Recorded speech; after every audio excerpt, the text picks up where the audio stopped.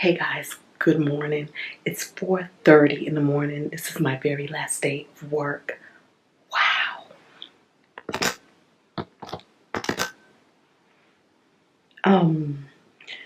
So I'm just getting my things together right now. Walk out the door. Hold on. Hold on. I can change up my purse. Let me grab my bigger purse. I don't know how it's gonna go because I have to do my out processing today. And I think there's just one appointment that I need to make that happen. But I make about $100 an hour, right? And so since they gave me today as the last day, initially the email said the 1st, April Fool's Day. Then they changed it. My company was like the 31st was going to be my last day. So y'all, I'm just getting in all my last hours. Because again, at $100 an hour, what that means is 10 hours can be $1,000. So as far as it being 4:30 in the morning, for those of you who know that this is what I do anyway. I've always been a morning person. I always got to work anywhere between 4:30 and 5 in the morning on the regular because I really enjoyed early mornings. And the funny part about it is so many people where I work, that's what they do too. So I get to work and there's people already there. Every now and again I had to open up. Every now and again I had to close depending on my schedule, right? What I was doing. But it's just so funny how it was like the norm to get to work early. So yeah. So me getting there early today also helps with the fact that that's just even more hours I get to get in before having to leave out or whatever to do my last minute stuff, turn my badges in and such. I think I'm gonna keep my company badge because I'm still on their payroll for a minute. Let me show y'all something. These blinds are all open. I'm gonna close them. But listen, remember yesterday? Well, you guys probably don't remember. But yesterday, depending on how we edit this video or when we edit it, we actually picked up the bunk bed. So here's the bunk bed. Because we had all these plans, we didn't have time to like get the bunk bed situated. But look, there's the stairs to the bunk bed. As adults, I prefer having stairs rather than a ladder. And then here we go. And come to find out, the bunk bed is a full over full. This is just the cover so that we didn't have to get the mattress touching the elements. So those are just the covers on the mattress as we were moving them. But look at that. So full over full. Thought I was getting a twin over full. So that was a pleasant surprise. The other last thing on this last day of work is last factor meal. Last factor meal. Because now, since I won't be going into an office, I can actually cook. Ooh, yeah, don't mind this kitchen. But I could actually, there's no need to purchase factor meals, which for me, we were getting 8 meals a week. 4 for me, 4 for Jay. And that came to about $116 a week. And this was just very convenient for us as far as lunch was concerned, being that we're both out the house or whatever. Just a quick way to have us a decent lunch. So as you can see, it's very much still super dark outside. And yes, for those of you who are new here, welcome, welcome, welcome. As you can see, yes, it is practically April. And yes, the Christmas tree is up. It stays up. I think of it, it's now called the giving tree. Whenever we see things around the world or anywhere, we bring them back, we put them under the tree, and we eventually gift them away to family, to friends, to people who come over and visit us. You can always walk away with something. Not sure if we're going to take the tree down or not, but for right now, the tree is up, and it's been up for like over a year, probably 2 years at this point. But yeah, so it's still very much dark outside.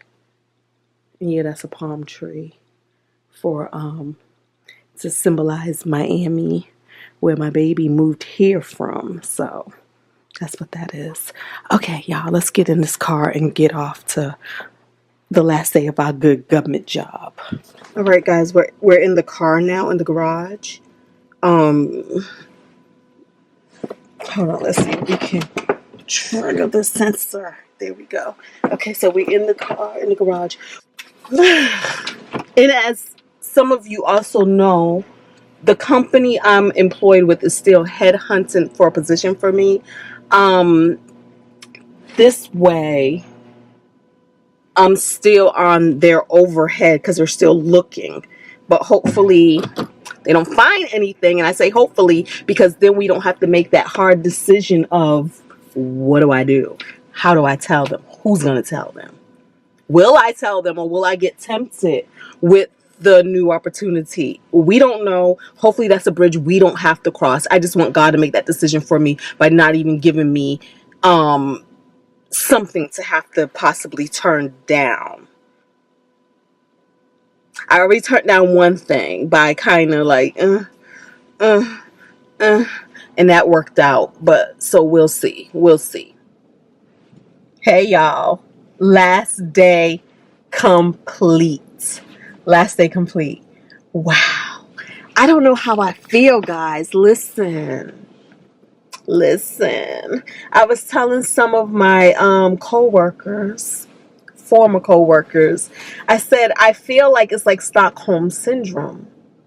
I'm free, but I can't lie. Sometimes in my head, I have dreams of chaining myself,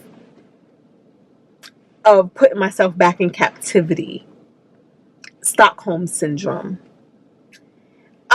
When I think about it, I've been in this community since 1998. Since 1998. It is 2025 now. My whole working life as an adult, my whole working career as an adult has been in this community, the IC intelligence community. I don't know how to not be in this community. I've been working since 1990. I believe 1990 is the year. Since I was 14 years old. I've always had a steady job since 14 years old. I don't know how not to have a job. Some of you out there are well versed in being entrepreneurs, in going out there and bringing in your own bag from your own talents, resolve, all of that. That's not me. I've always had a good, steady government job. This is the first time in my life that I don't have that. I have an email file because I mentioned before in another video that I wasn't actively looking for a job. So what this means is that when a lot of people know that you're on the market, they try to recruit you. I wasn't accepting any recruitments.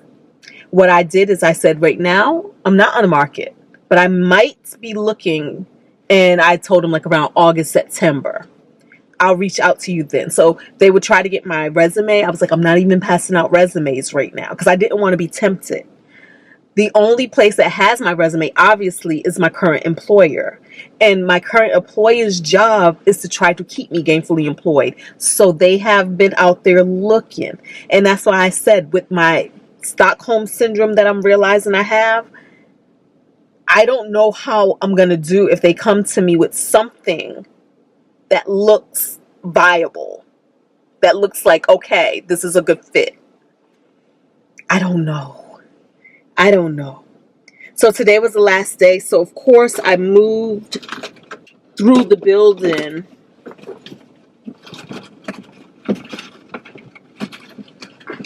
Almost, I feel like with pomp and circumstance, almost like saying a silent goodbye to the different things, the different eateries, the restaurants, the beautiful gym, just the different things, the hallways. I haven't even been in that building long, but y'all can't tell me nothing. Because like I said, more than a physical space is the fact that I've been in this community since 98. It's the fact that I have so many contacts and connections from being in this community since then. So it's super interesting. On my farewell tour that I gave myself around the building, I went by the gym and did like my blood pressure and stuff. And I got to get myself together. This is my blood pressure. 124/78. That says that it's slightly elevated. I've never had high blood pressure. Now, I don't know if it's because I did this after lunch, maybe, I don't know. But I was like, I need to get myself back together. I also they have this whole thing, embody test thing, where you stand on it barefoot and it does all of your readings, your weight, your body fat mass, how much of you is made up of water, how much of you is dry lean mass, how much is body fat mass, just all of that. So I did all of these things because I was like, now I'm going to have some time in my life to get my life together, to get myself together. I'm the heaviest I've ever been, and my blood pressure is the highest it's ever been. So we're going to make that commitment as well. The other thing, they wanted, all right, so before this last day, they wanted to arrange going away luncheon for me. I turned it down. I was like, no. And it was like, please, we really want to do this. And I'm like, no, because it's awkward. I don't want to do it. I don't want to do it. And so I didn't do it. So today, though, they gave me this card. So I haven't opened it yet. So let's open it. Oh, y'all see? Just all the ways to say goodbye, goodbye, Godspeed, farewell, adios, adieu, so long, ciao, au revoir, arrivederci, tata, hasta la vista, aloha, see ya, sayonara, toodaloo, and then everybody signed it. Oh, thank you, people. So let's see. In your short time with us, you stepped right in and made contributions that made our product better. You are one of the best testers I've ever worked with. Oh, and I am so sorry to see you go. I know you will land on your feet. If there's anything I can do to help, let me know. And he left his phone number. And then another one. Awesome working with you. It is a small world. Looking forward to yet another project or org where we are on the same team again. Oh, another one. Best wishes. Thanks for your great support. Laura. Who's Laura? No. I was the only woman on my team, so I believe she might be like management. Another one. It has been a pleasure working with you. Although our time with you was brief, you hit the ground running. Thank you for your contributions and enjoy the world travel. I told him I'm out of here. Same thing I told y'all, right? I told him. No secrets anymore. Didn't tell him about my YouTube channel, though. That's one thing I've never really talked about. I honestly, believe it or not, I never crossed my life out here with my professional life in there. But at the same time, I was always me at work. So I was never not happy at work because I'd never felt like I was code switching. You know, I felt like I could be me. But I was me with a professional distance. So, and I didn't feel talking about my social media life as professional. And I don't use the same name. A lot of you already know that. We will miss you. It is so insufficient, but I cannot express it any better than that. We will be less everything without you, where everything equals efficient, productive, agile, happy. Best wishes. Your new team will be fortunate to have you. Oh, I so hope to see you back somewhere close by. You have been awesome, and we will miss you. Thanks so kindly. Wait, is that kindly? Thanks so kindly for all your help and support. Wishing you all the best. And then when one door closes, another opens. And often it's a blessing in disguise. I'm excited about your next adventure. Oh, she signed it. Hey, girl. Hey. All right. So, we're really going to miss you. Best of luck in the future. Hope your travel plans work out. And then was great working with you, even if it was for only a month. This guy was new too. He was new, but he was hired as our boss, the boss. So, yeah. And then the card says, just to say goodbye and to wish you a happy new beginnings. You'll be missed. Thank you, guys. Thank you. That was nice. Aww.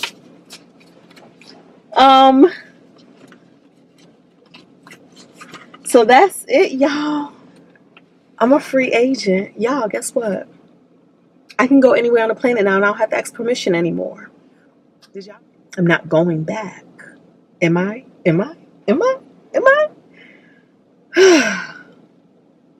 Yeah, so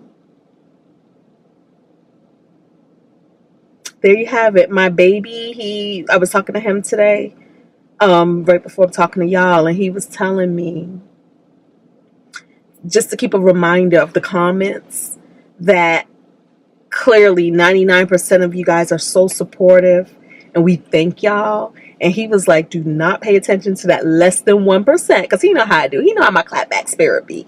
And he was like, don't. He said, because like, that's a minority. Don't let that distract me. Don't let that have me lose focus. And I was like, but baby, do you believe in me? Because I was like, there's been some comments like, man, don't let her do this to you. He was like, I already know you got this, that we got this. So believing isn't even a question, And so I just want to thank y'all who have been, especially y'all, who have been rocking with us, with me, even before there was a us, all of these years. Supporting me, having my back, watching these videos. We are a boutique tribe here, the Fab family. We are small, but we are mighty. We are powerful. We are changing lives, our lives, okay, together. We are an accountability team. That's what this is. This is about walking in the dream. And sometimes the dream is never going to seem like it's the responsible, safe way to play life. But we're not here to be safe. We are here to live. And we're here to do that with balance. We are balancing the fun and the budget. We are living a life of balance. We're learning how to do that day by day, and we know that that picture looks different for each of us. We are all in different places in our walk, on our financial journey. We're all in different places, and that's okay. And the thing about it is, the key is you should know where you are. And if somebody else is over there, that doesn't mean you have to try to be over there too, okay? And I say that to say, like, even with me about to embark on a life of travel, it's never to be like, just throw all your caution to the wind and do this too. We've been preparing for this for years, guys. Could I have used another year? Absolutely. Absolutely.